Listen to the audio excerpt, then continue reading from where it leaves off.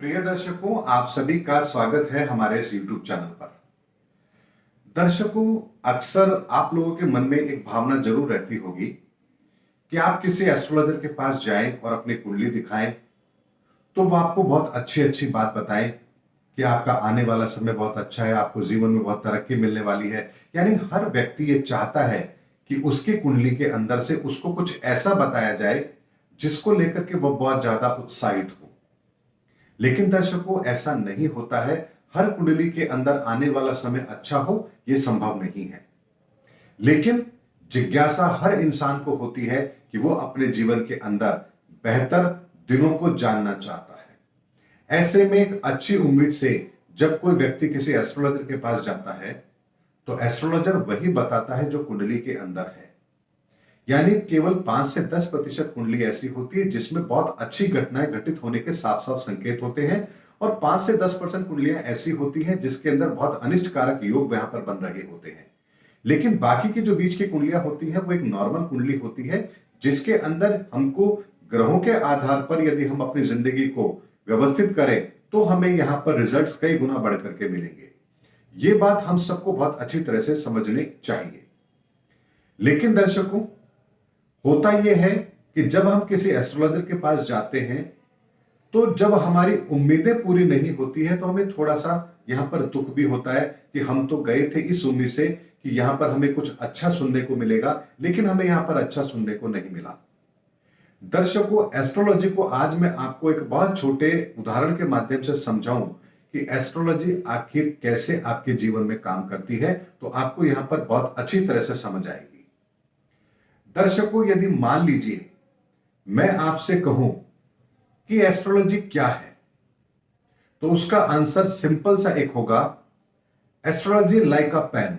Astrology कलम के समान है। जैसे आपके हाथ में एक पेन है, पेन की क्वालिटी कैसी है? वो बहुत अच्छा पेन है, स्मूथ है, हैंडराइटिंग उससे बहुत अच्छी आएगी। ये आप उस पेन के माध्यम से चूज कर सकते हैं।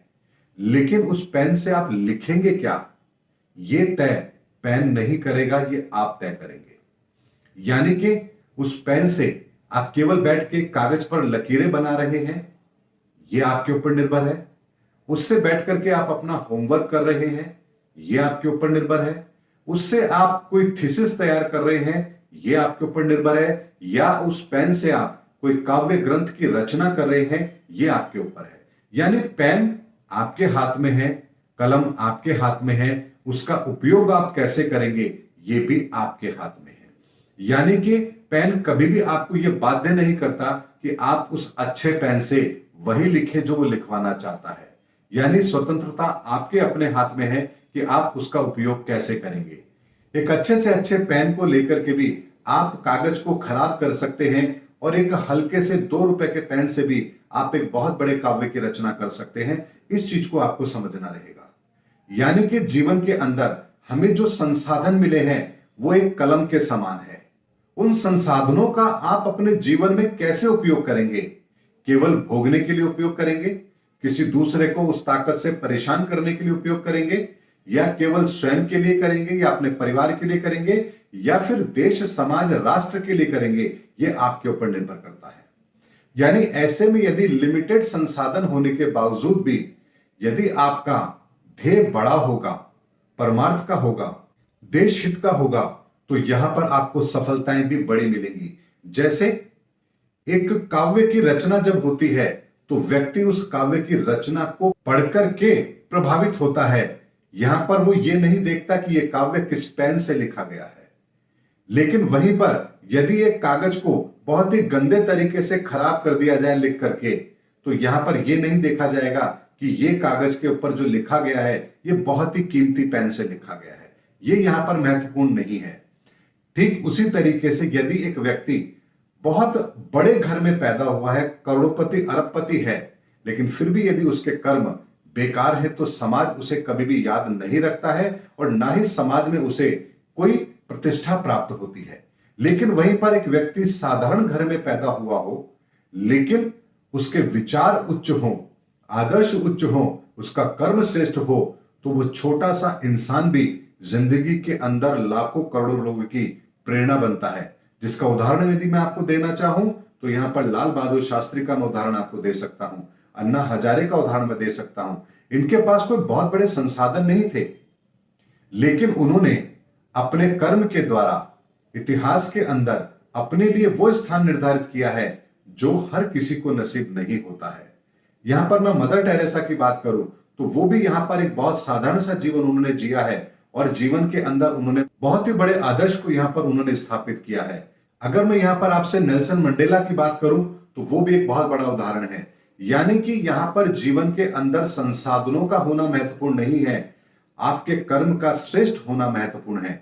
यानी यदि आपका लक्ष्य बहुत बड़ा है, कर्म श्रेष्ठ है, भावनाएं पवित्र है और इरादे नेक हैं, तो यहां पर फिर जीवन का कोई भी संसाधन यदि आपके पास ना हो तो भी आप अपने जीवन के अंदर बहुत बड़ी ऊंचाइयों को छूने की ताकत रखते हैं।